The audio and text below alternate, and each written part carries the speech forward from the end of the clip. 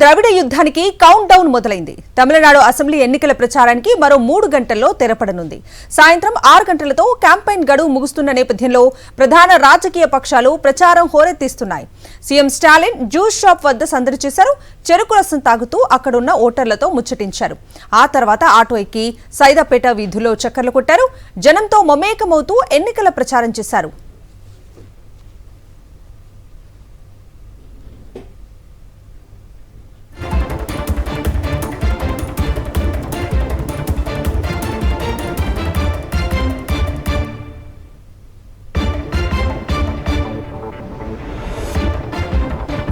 అటు టీవీకే అధినేత దళపతి విజయ్ తుది దశ ప్రచారంలో కీలకమైన చెన్నై నియోజకవర్గాలపై ఫోకస్ చేశారు.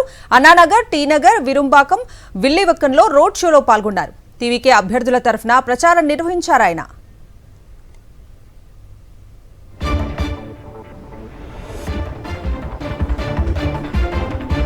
తమిళనాడులో మొత్తం 234 అసెంబ్లీ స్థానాలకు గురువారం ఒకే దశలో పోలింగ్ జరగనుంది.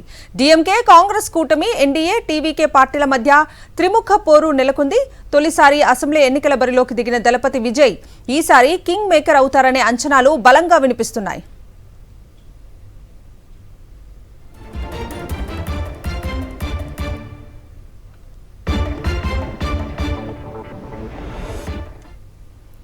అటు హై వోల్టేజ్ ఫైట్ కు వేదికగా మారిన పశ్చిమ బెంగాల్ ఎన్నికల రణరంగానికి రెడీ అయింది. తొలిదశ ప్రచారం మరో 3 గంటల్లో ముగియనుండగా చివరి రోజు కేంద్ర హోంమంత్రి అమిత్ షా రాష్ట్రంలో వరుస ర్యాలీలు నిర్వహిస్తున్నారు.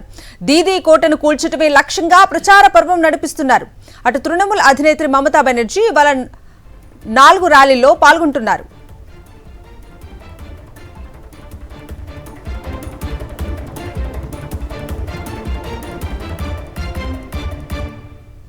బెంగాల్లో మొత్తం 294 అసెంబ్లీ స్థానాలు ఉండగా తొలి దశలో 152 నియోజకవర్గాలకు ఎల్లుండి పోలింగ్ నిర్వహించనుంది ఈసీ. అధికార తృణమూల్ కాంగ్రెస్, విపక్ష బీజేపీ మధ్యే ప్రధాన పోటీ నెలకొంది. కాంగ్రెస్ లెఫ్ట్ పోటీలో ఉన్న అసలు ఫైట్ మాత్రం మోదీ వర్సెస్ దీదీనే. లోకల్ మంత్రంతో టీఎంసీ 4వ అధికారానికి గురిపెట్టగా అభివృద్ధి, సుపరిపాలన, సోనార్ బంగ్లా అజెండాగా ప్రచారం పర్వం రన్ చేసింది బీజేపీ.